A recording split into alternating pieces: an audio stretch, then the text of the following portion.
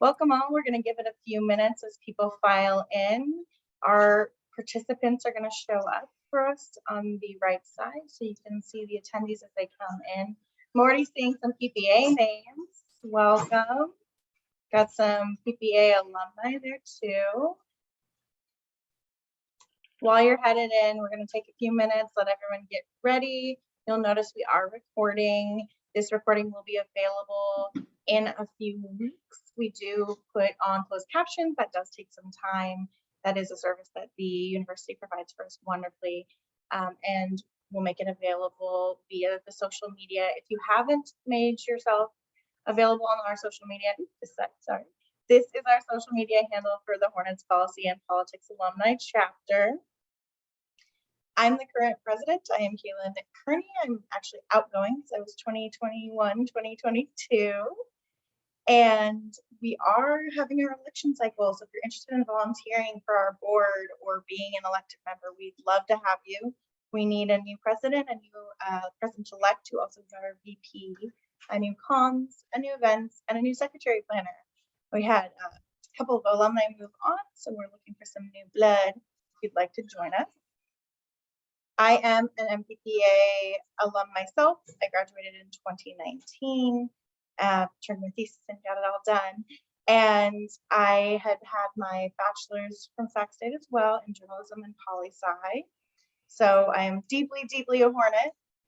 And we're lucky enough that we get to hold these What's Possible speaker series panels twice a year. We have a new topic every about 6 months roughly.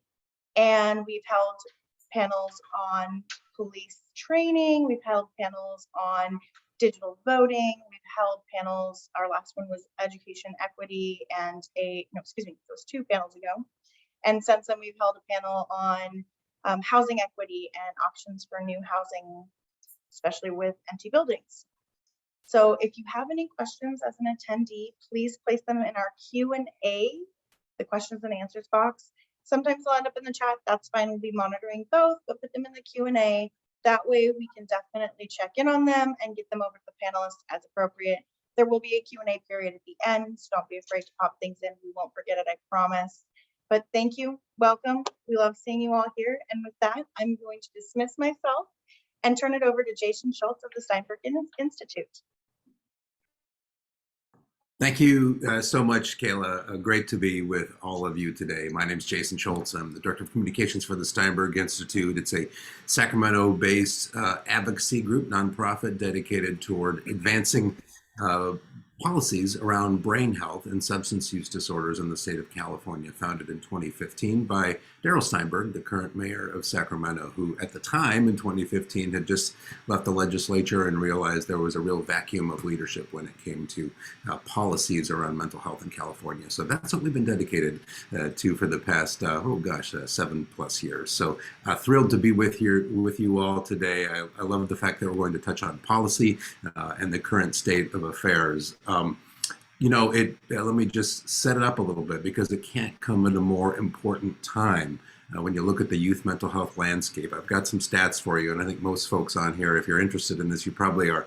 Don't need to be convinced that we've got something to talk about, but 459,000 children in California have major depression, according to Inseparable's Hopeful Futures campaign. Ranks the state 36 for youth mental health. And 278,000 of those aren't getting treatment.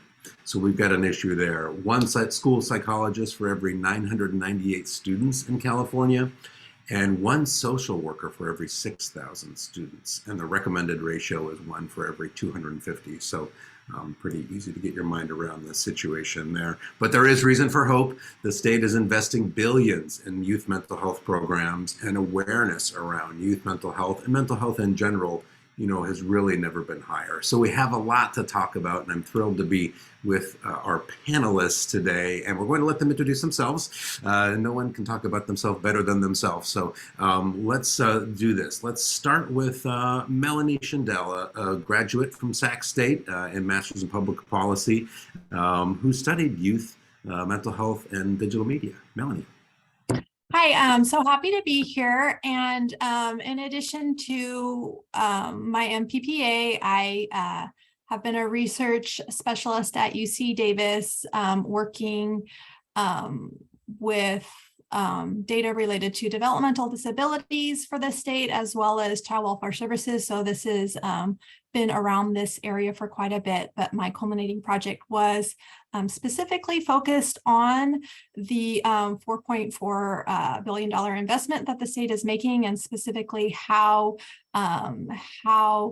the digital media that adolescents use affects their mental health, and how we can leverage that use to strengthen those services that are being developed. So very excited to be here today. And Melanie, I neglected to ask you to also, for our panelist icebreaker, in one word, if you could describe the state of youth mental health in California. I've been thinking about this. It's hard to pick one word, but I would say fragile. Fragile. Great. All right, let's move on. Dr. Chris Williams from the Sacramento County Office of Education. Dr. Williams. Hi, great to be here. Thanks so much, Jason. Really honored to be a member of the panel. And I work at the Sacramento County Office of Ed, where I'm the Director of School-Based Mental Health and Wellness, leading a partnership between our office and the Department of Health Services, where we are creating and expanding school-based mental health and wellness by bringing mental health clinicians. Our vision is to bring a mental health clinician into every school in the county, as well as building out tiered supports through an MTSS model, improving social emotional learning, student-led initiatives, and really just trying to improve access, reduce stigma, and improve awareness. And I've been told that it's obvious, but I'm not a California native. I actually am from the East Coast, cut my professional teeth in New York City, where I lived for a little over 20 years. And when I was told that it was obvious, I'm pretty sure it was not intended as a compliment. Yes, I'm from the East Coast, but my wife is a California native. And so I have at least a little bit of cred in working in California. Thrilled to be here. And your one-word description of youth mental health? Not good. That's two words I know. We'll hyphenate it. We'll take two words. We'll call them one. Thank you, Dr. Williams. And the winner of our Best Background Award goes to Luis Gonzalez, joining us. Comes from the Sacramento State Student Success Center. Luis. Yes, so welcome and hi to everyone. I am Luis Gonzalez. First and foremost, I identify as a queer Latinx first-generation student, something I'm very proud of. I wear multiple hats, pun intended. I am a grad student, 2 years down of 3 years for my master's in school counseling. I work in equity advising at the College of Ed at Sac State. And then third is something I've been very fortunate to be a part of, is I run a teen program at Spirituality Center for the last 8 years. In fact, we just got back from camp. So I'm building up my sleep, as you all can probably understand. There's not much sleep involved with being an advisor and providing mental health care at a summer camp. So, and then my one word, I'm gonna have to say two words, is I'm optimist. Because I'm really proud of the work and the brain power that's coming from these new and very talented school counselors that my cohort at least is about to enter the workforce in about a year. Luis, I missed your word there. You broke up there for me. What was your one word again? Sorry. Yes, so it's two words. I'm optimistic. Optimistic. Fantastic. Great. Very good. Well, with that, we will kick it off with some questions that I'll ask of the panel. And if anyone in our audience has questions, please use the Q&A feature in Zoom, and we will get to those in a moment once Kayla helps us sort through them. So really excited to have this conversation, and so let's just get started. One of the things on everyone's mind is the pandemic. We know that it impacted adults, it impacted youth, on top of the idea of missing classroom time, wearing masks, losing loved ones, dealing with the uncertainty that came with the pandemic and the political perspective that came along with it as well. I think I'll start with you, Luis. What are you seeing on the ground firsthand with regard to the pandemic's impact on students and youth in general? I would definitely say it kind of put us back quite a few steps, obvious. But what I've noticed with some of the students is just being able to check in where they're at. Because, I mean, not only coming out of a pandemic, each and every other week, there's something social and politically going on, kind of might be taking rights away from them and their families. So one thing I'm just noticing is they want to be heard, and they want to be able to have safe spaces to be able to share that. And so anytime I have any interaction with a student, be it through my internships or be it through my teen program, I'm always just reaching out and getting to their level and saying, like, where are you right now in this moment? And then building what that interaction is going to be like from that initial kind of that assessment at the beginning. But beyond that, I mean, the teens I work with my youth program, they're very, very in tune with their feelings, which I think is a beautiful silver lining out of this entire we've all just experienced. And so they have built vocabularies where they can express emotions and their feelings a little bit better. And so that's where my optimism comes in, because mental health is a part of the conversation, be it in planning and developing these programs, and also it's a part of the vocabulary of the teenagers themselves. And I'm hopeful for that vocabulary to bleed into the families. So that's something that we're all using these words that kind of mean things, but we all understand what they mean, and kind of moving from there. I could definitely see a scenario where, in this instance, sometimes the youth are educating their parents on some of these matters. Dr. Williams, I'm curious about what you see in the classroom, in your high school classrooms, in your middle school and elementary school classrooms. What are you hearing from teachers and students post-pandemic, or not post-pandemic? We're still involved with COVID-19. Yeah, I think the place I'd like to start is when we think about mental health, like, just what do we mean by that? And in the preamble to the Diagnostic and Statistical Manual, or DSM, there's a piece there where it talks about a diagnosis as being a way of describing a group of symptoms, and that those symptoms impair functioning. And so a diagnosis kind of is not the end game. The diagnosis is just a mechanism for us to describe what we're seeing. And if we were to look at that impairment in functioning, I think relative to student behavior in schools, well, what behavior are we seeing that's an impairment in functioning? And so I would say that relative to mental health and that impairment in functioning, we're seeing a tremendous spike in mental health related behaviors and things that we should be discussing. And we're also seeing the response by adults being, on par with that, so to speak. And what I mean by that is that suspensions have gone up, discipline referrals have gone up, expulsions have gone up. And so the way that we're looking at these student behaviors and then quote unquote defining them, that system in and of itself is also broken. And I think that what I would like, kind of building on Lewis's idea of optimism, I think that one of the things that we're seeing is that we are really seeing through the 4.4 billion that you mentioned, as well as other things like State Superintendent Tony Thurmond saying that we need to recruit more mental health clinicians, but also social emotional learning. There's a lot of tremendous resources going towards that. Is that we're understanding within the scope of education that business as usual isn't really appropriate anymore, and that we actually need to shift the way that we interact with young people, the way that we define those behaviors, and the way that we respond to those behaviors, because those behaviors are just that. They're indicative of something else. They're not, the behaviors are that way of describing something else that's going on. And so we're seeing real challenges in the classroom through student behavior. And I think we're also seeing a limited way of responding based on historical approaches, and an opportunity for us to actually change the way we do business as usual, and how are we responding and taking care of our students. You touched there on changing business as usual, and that to me brings up sort of the technologies that exist now that are in the hands of kids. I think of my own teenagers, right? They have their devices and they're on them all the time. I'm sure that impacts the classroom, and I'd love to bring in Melanie here to touch on that and what you found with regard to how digital media, how social media is impacting mental health. How is it impacting the classroom? How is it impacting behavior? What did you find out?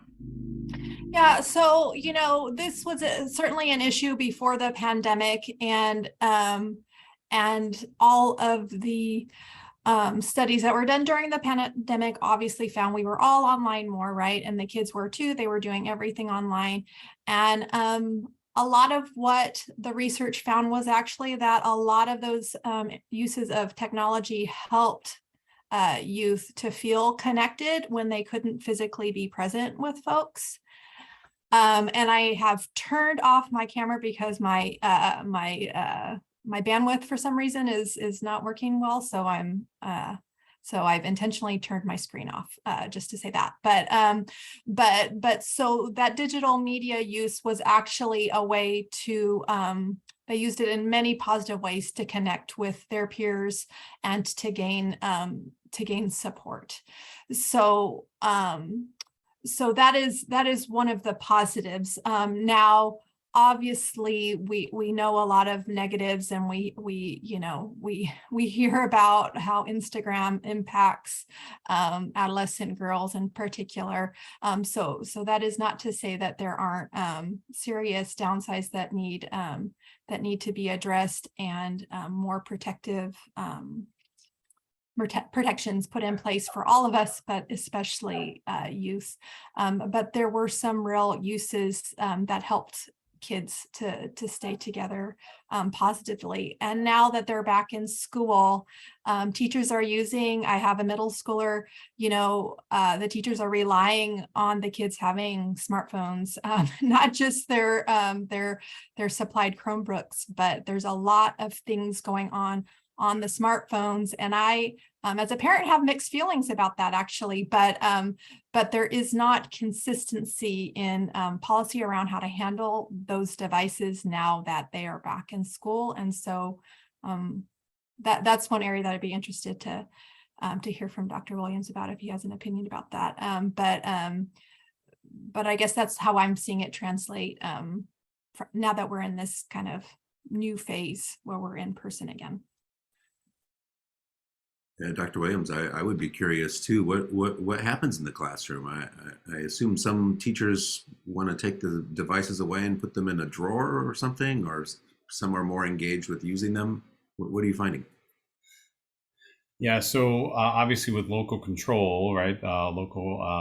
That's the state of affairs here in California, is that each district has the option to decide what they want to do with phones and what sort of policies they want to write.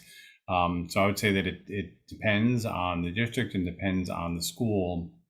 That being said, I think the majority of teachers in schools and districts do want to limit devices and limit phones in schools. I think they're often seen more as a distraction rather than a teaching tool. And I think that is an opportunity for us, right? I think, in the field of mental health, I'm a social worker. We talk about be where the client is.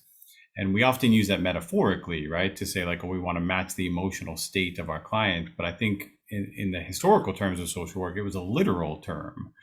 Be where the client is, go into communities and find out what they need.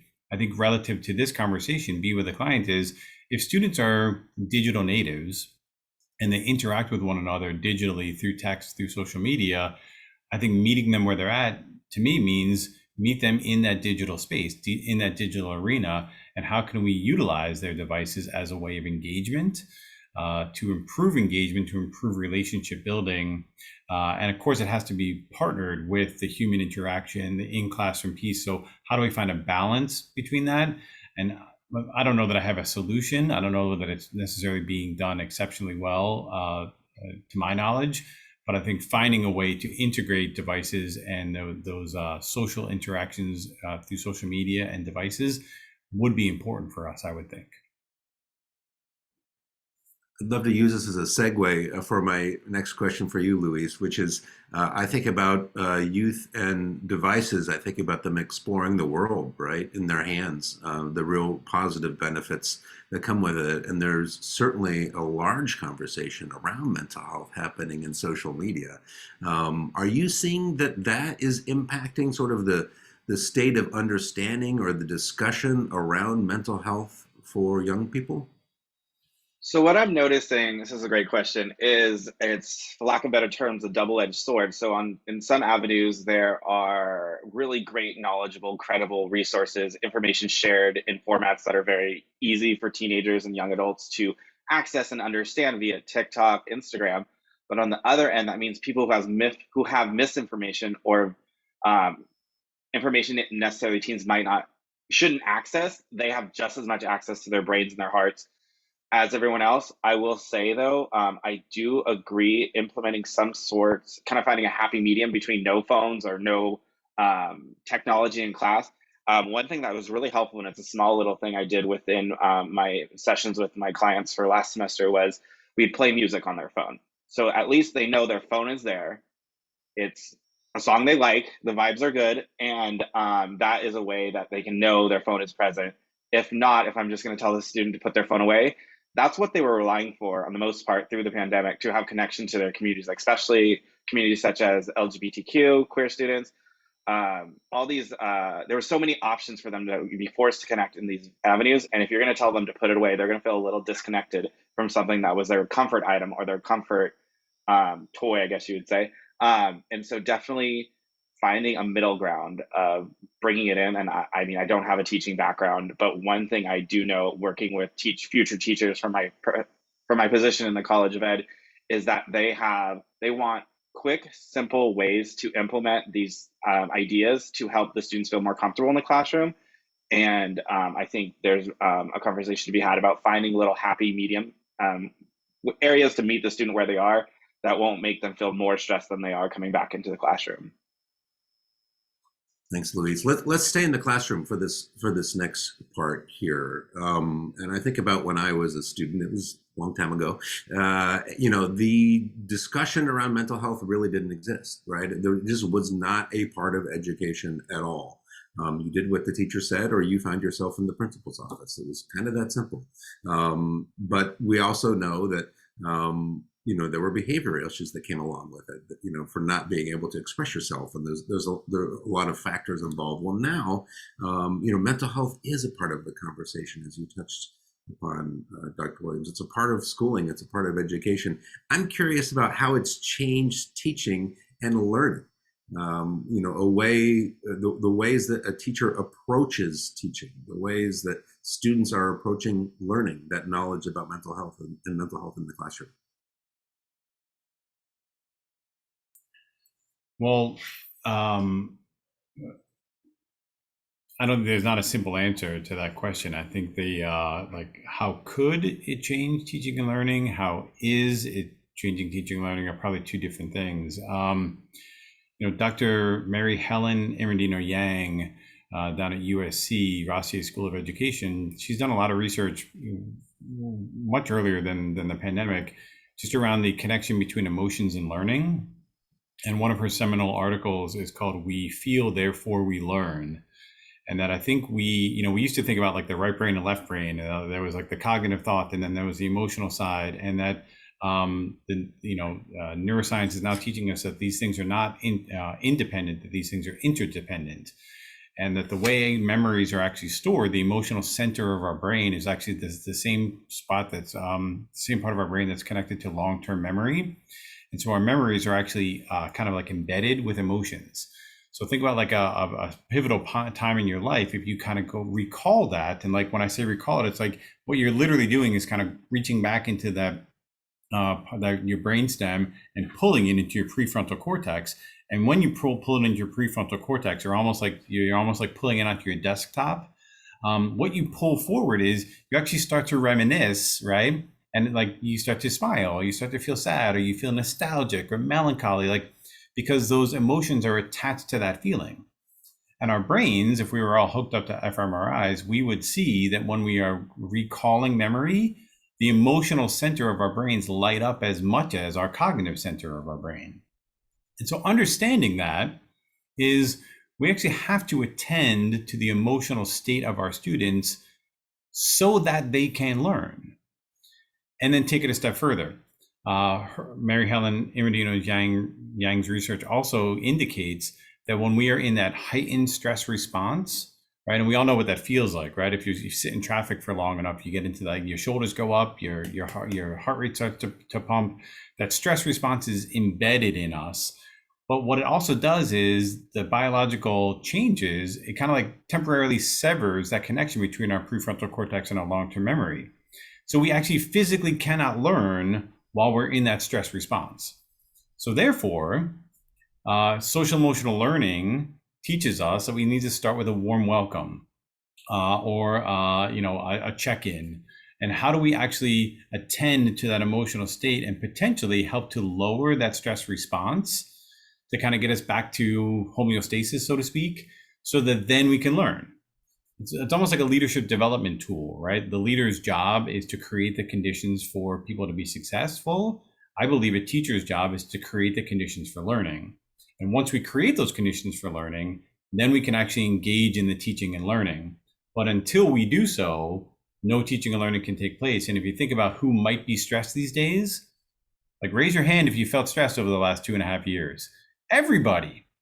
So if we do not attend to that, then we can't engage in teaching and learning. So has it influenced it or should it influence? I don't think are the same, but I believe it certainly should, whether or not it has. Right. I think about that in the workplace.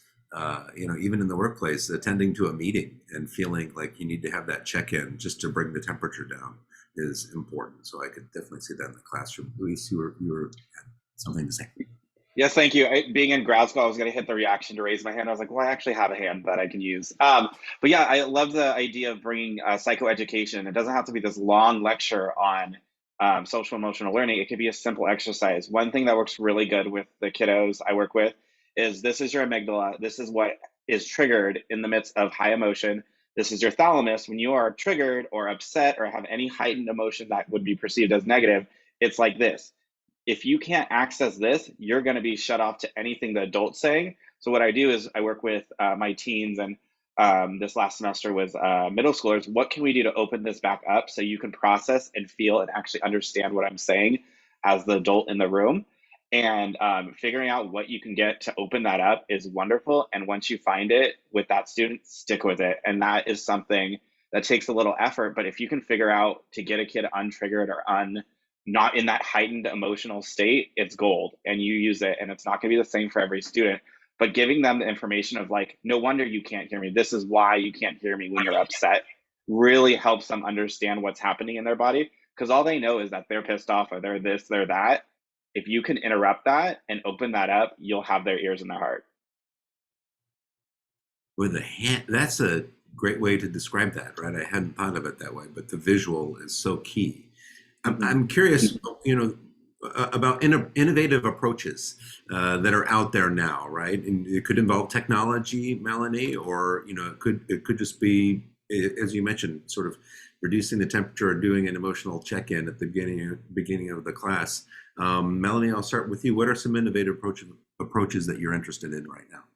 Yeah, well, I mean, I think one thing that I know many schools are doing are the digital check-ins on social emotional stuff that pop into their Chromebooks, and then theoretically that information can be used to guide conversations. I know from a personal perspective, my children's elementary school has focused a lot on social emotional learning, and they were doing this even before the pandemic, but it's really increased it. And so they do these check-ins at the beginning of the day so that the teacher can have an understanding of where the kids and where the class and as a group is to start the day. And I think it just helps them to tweak the day's activities based on kind of the emotional well-being of the kids in that time. I think as my son's in junior high, I think there's a couple different things. One, it's harder when you're in those short classes. And two, I'm not sure, I don't think that that we've figured out how to do that in the short amount of time that kids are in those upper levels of education when they're just so critical. And we know how important it is to understand the mental health of of that, because it's when they're all showing up, the mental health challenges first emerge, right? So I think that's probably the trickiest area, and something I haven't seen from a personal standpoint, and I don't know. Elementary teachers are a different breed than I think upper school teachers too, and so I think it's different. What their feeling is in terms of their role on mental health too. I think it's not always the same. That's an interesting perspective. I'm sure, Dr. Williams, you have some approaches that you are seeing in the classrooms that you're excited about right now. Yeah, for sure. There's really a tremendous amount happening. I don't know for sure, but I believe that digital check-in that Melanie was discussing was likely. It sounds like a company called Kelvin, and Kelvin is a digital platform that kind of connects with the student information system in the district, and it allows for those check-ins. They call them pulses. They send out pulses, and then the students respond, and sometimes the parents or caregivers can also respond, and then that data gets to be collected, and then we get to see in real time, but then over the course of time, how are students feeling, and then we can potentially design interventions based on that relative to those responses and the responses over time. One of the things that we like to do with our schools, again, we're the county office in partnership with the County Department of Health Services, bringing mental health clinicians in. We set up what we call coordination of services teams at all of our campuses. And coordination of services is just that. It's a team, a multidisciplinary team, that all referrals come into that coordination of services team. And then the team acts as like an investigative body to say, like, well, what's going on with the student? Does anybody know the student? Does anybody know the family? And then what available responses could we match with that student, including clinical interventions, but not only, clinical interventions. It could be, the student is a burgeoning musician and they don't know that there's a band on campus, or they don't know that Mr. Gonzalez runs an after school, music club. So like kind of navigating those student support services. Then of course, the social emotional learning, there's stuff happening at the state level, as well as individual districts and schools to really integrate relationship building strategies into classrooms.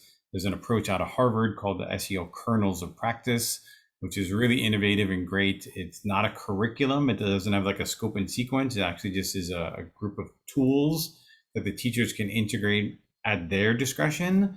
And it can look like games. It can look like community circles. It can look like mindfulness, whatever they feel is most appropriate for the student in the moment. And that's a great approach that I've seen that really helps to empower the teacher to really engage with the class and the students based on what they're seeing. So those are just a few, but there's a lot of things that are happening right now across the field. Well, that's exciting. Luis, I'm curious about the cultural competency piece of this. The diverse state that California is, you want to make sure that we're meeting students where they are and being culturally appropriate. And there are generational issues as well, and geographic issues, rural communities and urban neighborhoods as well. How do we make sure that we're being smart in that space? Well, I'm very fortunate to be a part of the program I am, where we are a huge chunk of every single thing we learn is cultural competency and acknowledging the intersections of the students, acknowledging the intersections of us as providers.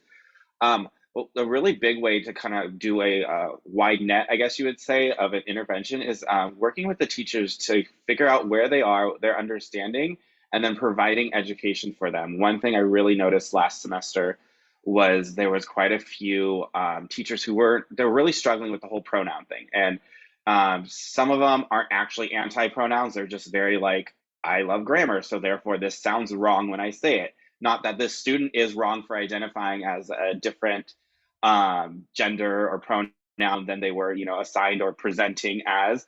And just kind of explaining like why, the reasoning why, because once people have an emotional connection to something that you're teaching them, they get it a little quicker, because then they realize if you mispronoun a student, that feels like a dagger to the heart. or the stomach.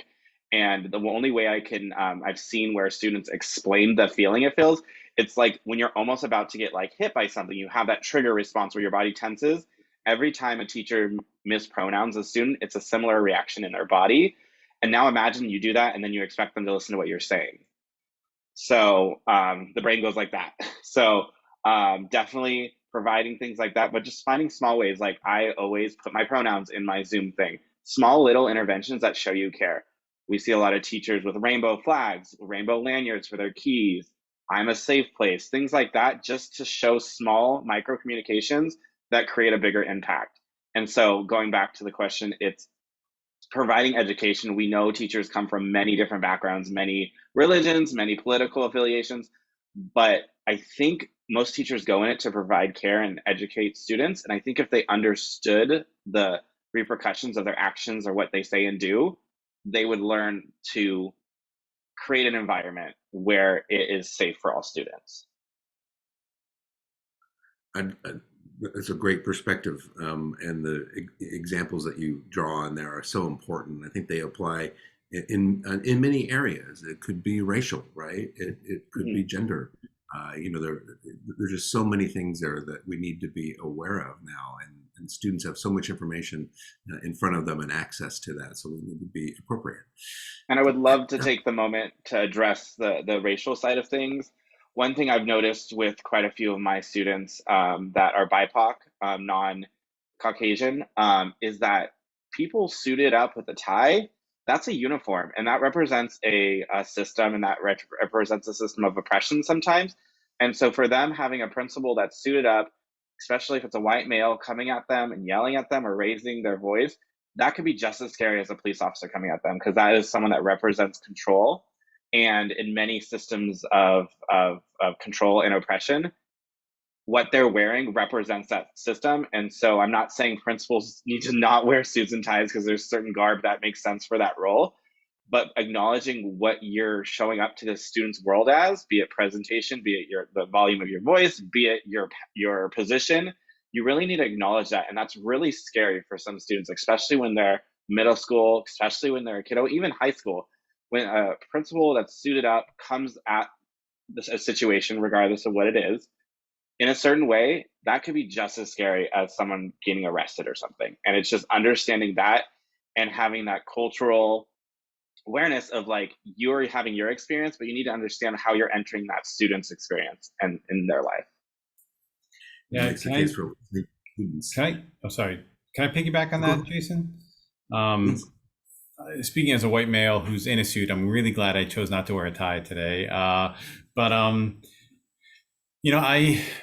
professional experience was I was a school social worker at a high school in the South Bronx. That's kind of where I began in the education field, and it was critically important. I was really thankful for my training as a social worker. Is this understanding of cultural competency and appropriate use of self.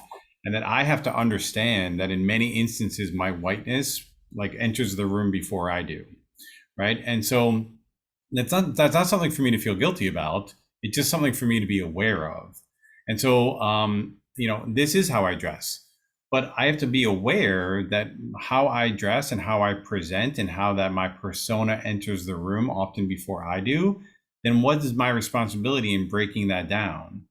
And simple things like that I can do is like, I don't introduce myself as Dr. Williams, right? I introduce myself as Chris, and a lot of students, they'll want to, refer to me as Mr. or this, and I'll just say, no, just call me Chris. And that's a really small thing, but it's a small thing that I can do that I humanize myself, right?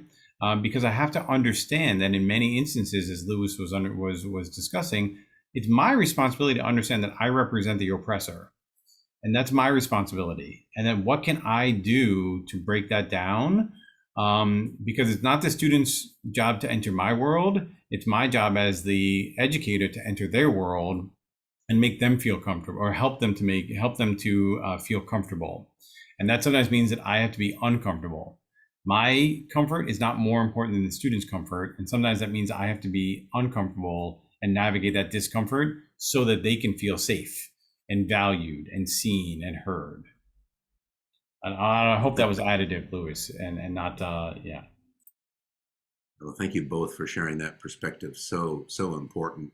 I do want to bring in another area here, which is parents. We definitely care about what parents think, and as a parent myself, there are times when the school will do something and you don't agree with it, right? Or I don't agree with it, and it may not be in the mental health space. It might be a discipline issue, or it could be the bus route, or whatever it is. And so here we have a scenario where schools are getting more active in the mental health space. It's the morning check-in via digital technology. It's the team of folks that you mentioned, Chris. I won't call you Dr. Williams anymore. Chris, that deals with with issues before they arise. First of all, what kind of reaction do you get from parents, and how do you bring them in to the process to make them feel like this might not be adversarial and it's actually a compliment to their parenting? Sure. There is no consistent response. We have to handle, just like we handle every student on a case-by-case basis, we have to handle every caregiver on a case-by-case basis. And I do just want to be careful that not every student lives with their parents. So we want to make sure that we use the language of caregiver or something like that, and not exclusively parents. There's Sarah Lawrence Lightfoot wrote a book called The Essential Conversation.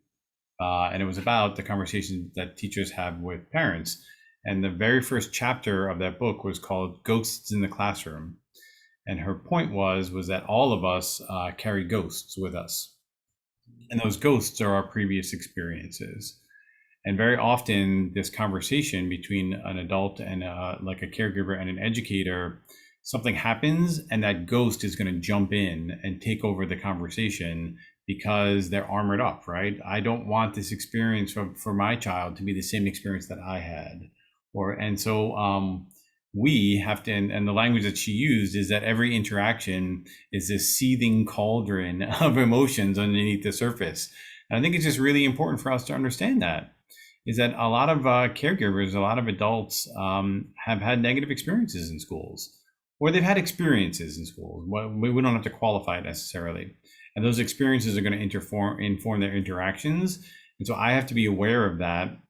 And that when a caregiver responds to a request for information or signing a consent or something like that, oftentimes it might be one of those ghosts reacting. And I have to address that and help to assuage their fear, their anger, their discomfort, so that we can get to what's really most appropriate for the young person, because our goals are aligned. I feel like I want their child to be successful and they want their child to be successful. So understanding how do we get there, how do we work together in a mutual partnership, and not allow those ghosts to dominate the conversation. I thank you for that. Appreciate that. A great perspective on caregivers and their role. A reminder to our listeners, viewers today, there is an opportunity for questions. If you do have questions, please write them in the Q&A, and we'll make sure to get them answered in the second portion of our discussion today. This organization is also about policy, it's primarily about policy. So let's get into it. There's a lot to talk about. And we mentioned the $4.4 billion that the state has approved for youth mental health. Unprecedented. I mean, you talk to folks from outside of California and they're just blown away by that figure and impressed by it. And so right now the process is underway to determine how to spend this on what areas of focus. Let's just say I hand you a magic wand or a Brinks truck with $4.4 billion backs up to your office. Where are you looking first to spend that money? And that's the magic wand question. We'll start with you, Melanie. Well, even though I have been focusing a lot on my on technology and mental health, obviously I do think that human interactions are the most critical. So certainly getting more safe adults trained and in places to support children of all ages, I think is critically important. But that next piece is definitely meeting them where they're at, as we've talked about, on their devices. And that means resources that are accessible on mobile phones. 95% of teens by the time they are 14 years old have a smartphone. And so essentially none of the resources that are provided by government sources are really accessible in a digital format. And so that's certainly a part of what that 4.4 billion is happening. But, something I fear is that is going to be, it's one-time money. And as we know, technology is just rapidly and just increasing and changing in an exponential rate these days. And so that those sites and those tools that are developed to be used with this 4.4 billion is not, it works right now, and those tools are going to need to continue to evolve. And so that is that's something that I would hope that we continue to realize and recognize, that we're going to need to continually strengthen that. This is just a part of the reality of our modern lives now, that mobile devices is where we're online, and we need to make sure that those are accessible more. And great point about how technology evolves, right? We have to be able to keep up with the trends. I mean, just ask MySpace, right? So you're right. We create a website today that is not easily accessible 4 years from now. Why did we spend the money on it? So that's a great point, Melanie, that we have to make sure that we keep up with ongoing trends. Luis, I'm curious, what your thoughts are. What are the immediate needs where we can spend some money and have an impact? Simply put, more people that are clinically trained in mental health. So that's more school counselors, more social work, and more school psychologists. And I love the idea that Melanie brought up about updating the tools. So as mental health clinicians, we are tools. And so why not put money also as well into the present people in the roles to give them continuing education? Why not offer regular mental health workshops for teachers for their personal mental health, as well as providing better skills to represent the students in their education. But yeah, I mean, just my experience, my internship, I was very blessed to be put at a school with high need. It was a middle school, and comparing it to the experiences of some of my classmates, is they were kind of like slow paced. My first day of my internship, we legitimately got punted into the rotation, and we were seeing clients and students. And so it's so apparent that there's not enough people at some of these schools to provide care, and that the more students you see, the less time you have to be able to unpack things with your supervisor, or maybe unpack things with your colleagues. And so more people in the schools means more care to students and more time to be able to provide that care. And so I think for the most part, the public school system does not have enough mental health clinicians at each school site. I understand the budgets are strained. That's where my knowledge ends. I'm not into the figures and numbers, but yeah. And so I would just say more people and more education for the existing individuals in those jobs. I think you would get a round of applause for that suggestion. Sure, the workforce shortage is definitely real. Chris, your thoughts on where we could spend that money and have a significant impact? Yeah, ditto to everything that's been said. The technology, the training for teachers, the more mental health folks in schools. And then the thing to me, I think Melanie's point is just, it can't be glossed over, is that this is all one-time dollars. And this is something that we're really good at in education, in government, is throw resources at something, but don't talk about the sustainability of it. And I do think that we are talking about the sustainability of it. Cal AIM is a major overhaul of a Medi-Cal system that's happening right now. I want to make sure that whatever we do with this $4.4 billion, and actually, when combined with other things like community school funding and expanded learning opportunities, it's actually about $12 billion that's being spent in children education and mental health.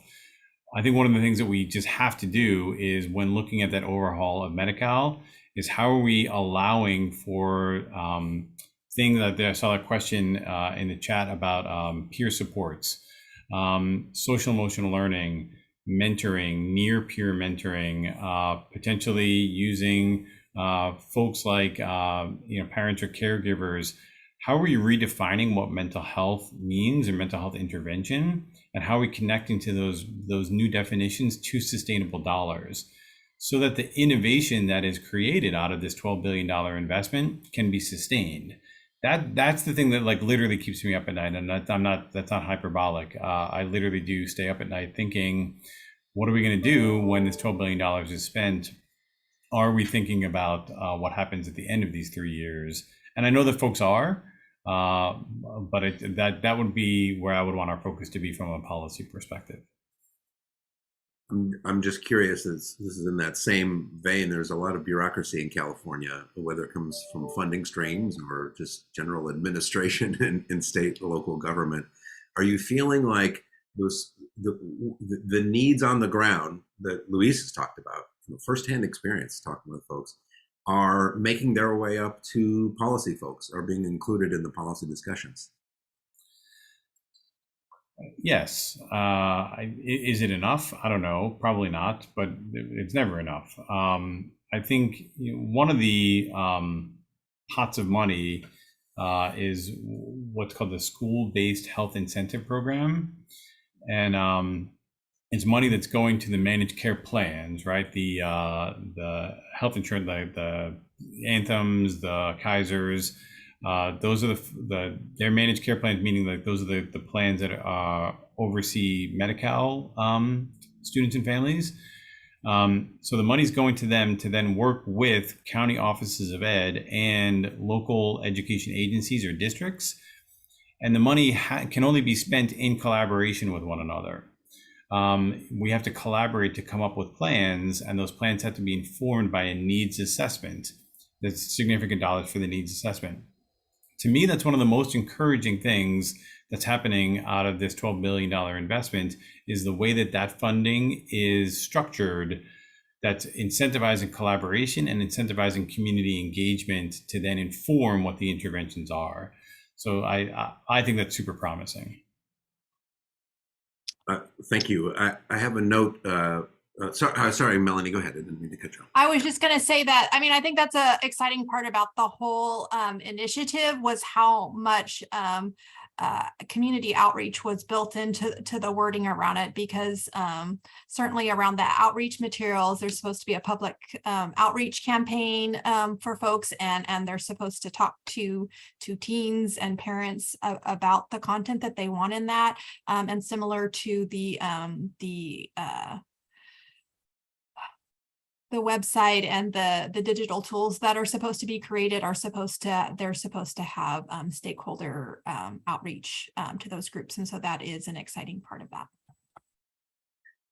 I have a note here from Kayla saying that you're going to ask all panelists to pose right before the Q&A. And I know, Chris, you need to leave us for another appointment here. So before you do that, I want to make sure I'm reading this correctly. Kayla, what specifically do you need from us here before we lose Dr. Williams?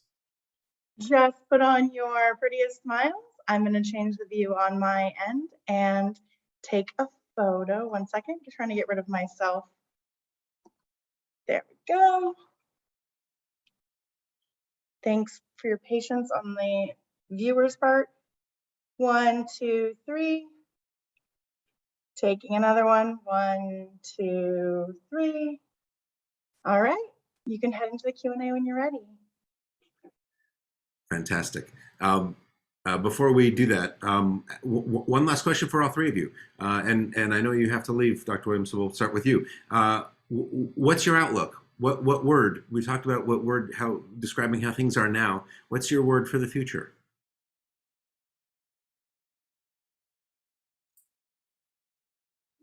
I'll borrow Lewis's word. I do think the future is optimistic. I've been in this space for 20 years.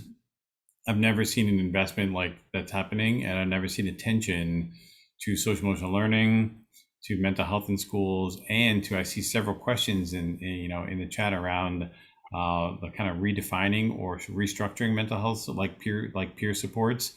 I've never seen anything like this before. So I'm incredibly optimistic that as difficult as these last 2.5 years have been, it really is forcing us to rethink the way we engage with young people and their families to provide supports, including prevention, not just treatment. So optimistic. Fantastic. Luisa, you said optimistic originally. Is that still your same word when you're thinking about the future as well? Right now, you're optimistic, looking down the road. I would say yes, but also we are ready. Like, definitely, there's some really stoked school counselors and mental health practitioners that are ready to just hit the ground running. And we are running. We're currently running. Melanie. Yeah, I think metamorphosis is what I'm hoping for, because it really needs to be a fully different approach, and that's what we're going for, and so that's what I'm hoping for. Well, Chris, thank you so much. We know you need to leave us, but before we jump into the audience questions, I wanted to say thank you for spending some time with us today. Really appreciate your perspective. It's really been my pleasure, and I'm so sorry that I can't stay for the question and answer, but I really appreciate the opportunity, and really nice sharing the stage and meeting all of you. So thanks so much. Best of luck to you. Okay, let's get into some Q&A questions. Let's start with a question about peer support programs. So we talked about the workforce shortage, and we know it's real. We know there are not enough social workers in school, there are not enough counselors, clinicians. What are your thoughts about peer support, peer supporters, peer support programs, training of folks? Luis? I would definitely say my youth program at the church is a peer support kind of related program, but definitely it's tricky. So sometimes you get a bunch of individuals with the same identity or similar circumstances, and it's a positive interaction. Or sometimes you get it where, especially like with teenagers, oh, I think I have that. Oh, and then they're self-diagnosing and things like that. But I am a big proponent of it with a highly trained individual in group mythology, and just the ability to control the group and not let it spiral. Because there are times where teens just get in a niche, and sometimes you want to get there with them, and sometimes you got to bring them back. And so definitely, I mean, coming back from the teen camp, there was a lot of conversations. Oh, I think I have that. Like, there was a youth speaks section, and a teen shared their experience with their mental health, and a lot of my teens were like, oh, that's me. And I said, that person came to that diagnosis with a professional, and by no means am I discrediting your feelings and your experience, but that is not you. So definitely it's a skill, and you have to be able to, I guess, essentially moderate. But I will tell you, it's a great, phenomenal way for young adults to build community and make those connections within shared experience. Yes, I think that's a great perspective about teenagers sort of globbing on. I could see where that could potentially happen as a father of a couple teenagers. Melanie? Yeah, I would just add that a lot of these peer-to-peer interactions, especially with the pandemic, but even before, especially in the LGBTQ plus community, were happening online, and especially for folks that are in more isolated communities where they may not have peers that they know or can feel safe in speaking with directly. And so Luis, exactly what you're saying, having a trained adult in those interactions are so critical. And how do we replicate that better in the digital space? Because there are many folks, many young people who really go online. They need those more anonymous venues to have those interactions, and it's totally unregulated right now, and it's scary. But at the same time, it can be very beneficial to people who find the right niche. So that's what I would say about that. It does strike me as sort of aligned with what you mentioned a moment ago, Luis, which is this need for training in general. You think about training for teachers, right? You would think about training for coaches, think about training for peer supporters.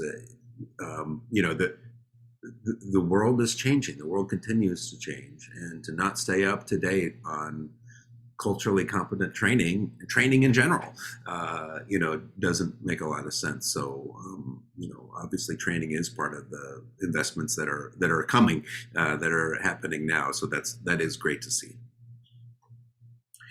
Okay, let me jump to the next question. This comes from Juliet A. Terry. Let's see. Changing business as usual with responding to mental health issues that surface via behavior requires a cross-section of reforming how schools approach both mental health and disciplinary actions. Knowing this, do you think state policymakers acknowledge this intersection and are prepared to shift both approaches to mental health and disciplinary practices to better student well-being? Melanie, you want to take a first stab at that one? Well, I think this is like our whole society and how we treat punishment just at every level, to be honest. And so, I am not reading every piece of legislation in this space, but I think we have a huge road in front of us around that. And I think there is just burgeoning acknowledgement that is a reality. And so I'm not sure that there's widespread understanding or political will for that at this time. But that is totally my personal opinion. And that's why you're here. Luis, what are your thoughts about sort of the understanding at the policymaker level of the changing dynamics? I will be honest, policy is not my biggest strong suit. I'm very much in the counseling space, in the interaction, but I will say that was a beautifully big, large question. But what I would say is my understanding is there's no bad kid. There's no quote unquote good kid. There's certain things and experiences and mental health issues that interact on that child from being successful, quote unquote successful. And so my hope is that that understanding trickles up to policymakers, because if they got to interact with these kids, they would know that they're beautiful. Oh my God, I'm getting emotional. That they're really beautiful. And there's a lot of things that like interact in their life that make their experience not so beautiful. And so I wish I had the capacity to be political and all up in the policy, but my heart is in it on the ground with the kiddos. And so, there's no bad kid. There's no bad kids. Oh, what a great perspective, Luis. I can appreciate you getting emotional about that. You think about it. We tend to label. Well, we label everything, right? And, we label, oh, that's a good kid, that's a bad kid. And, kids are the product of the circumstances that they're raised in. And, it's definitely important to remember that. So thank you for that perspective. Okay, last question, and this was directed toward Dr. Williams, but so we'll adjust it a little bit for the two of you, because it is very specific about how we pay for things and how we get things done. I am curious about, though, when I think about the administrative complications of the state of California, the bureaucracy that exists for lots of reasons. And some of them are great, right? You need to have layers of bureaucracy to make sure you're meeting the needs of everyone and protecting people's rights, and funding streams are protected and those types of things. But it can also be an impediment, to getting things done and getting folks the care they need. We see that for sure in mental health in general. So I'm curious, Melanie, in your research, did you run into the challenges of bureaucracy at all in the state of California? Well, absolutely. It's an incredibly siloed system, obviously, and that is a huge catalyst for the initiative, was to try to break down a lot of those barriers. And so it's written in there to try to do that. And there's a lot of intended to be like group work between the agencies at the state level, but also at the county level and the school district levels, to all coordinate better. And so we'll see how successful that is, because they're all still separate entities. But this is, I would say, really the first attempt to even try to break down any of those barriers. I mean, it's well known, the barriers have been well known. And so this is really the first step, and hopefully we learn from this experience and that we can leverage it for future work. Luis, are you running into that as well? Do you see administrative challenges? Yeah, so I can speak to the school level. My supervisor from Sac State on site with me was a little shocked how comfortable I was to call meetings with the principal and to unpack some of the instances that the students shared with me. And at the end of the day, I understand I will be working for a principal. They are my quote unquote boss, but my role is not there. My education's not there to buy into their exact view. It's to use my brain and my heart to create circumstances where I'm an advocate for these students. And may that may be problematic in the future. I'll let you know. You'll have to reach out and see how it goes 2 years from now. But definitely, some of these individuals in positions of power, they've been in the system and their education kind of ended quite a bit ago. I know we're always learning and picking up from life, but like my job is to use, like I said, my heart and my brain to create best case outcomes for our students. And yeah, so we'll see. I mean, I'm always loud and I'm always proud. So we'll see how that works out for me. But yeah, I don't know if I answered the question. Well, that's why you're here, is to use your voice, right? And so we're very grateful for that. We're about to wrap things up. There are no more questions. I want to give both of you the last opportunity. If there's any final thoughts you have to share with our audience today, Luis, since you've got the floor. I would say just thank you. This is an awesome honor. I'm still in grad school, so to be a part of something like this on this scale is really cool. And I appreciate who you brought here. There's a really diverse offering of information. Melanie. Yes, and I thanks for having me. It was great to be here and talk more about this topic.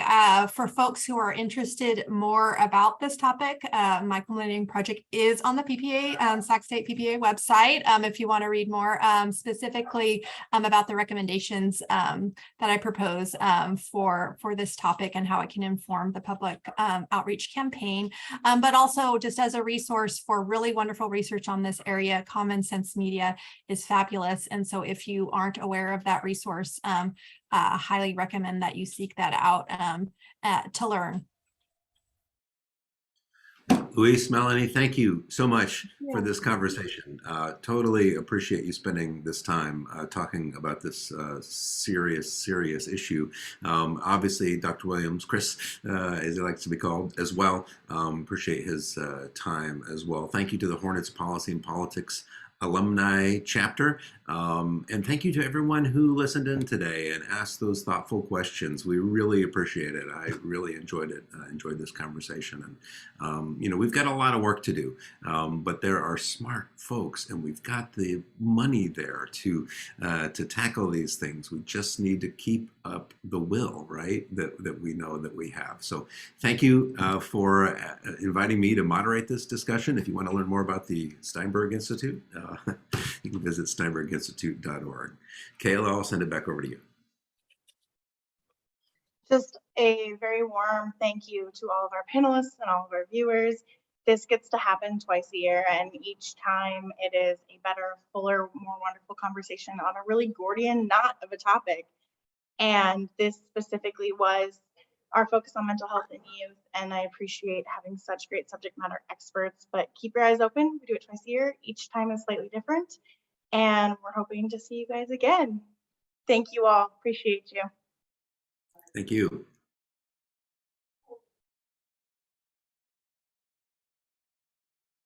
Thank you very much, Jason. You did wonderfully. Oh, thanks. This was fun. It's just a sharp panel you put together. I'm so glad to hear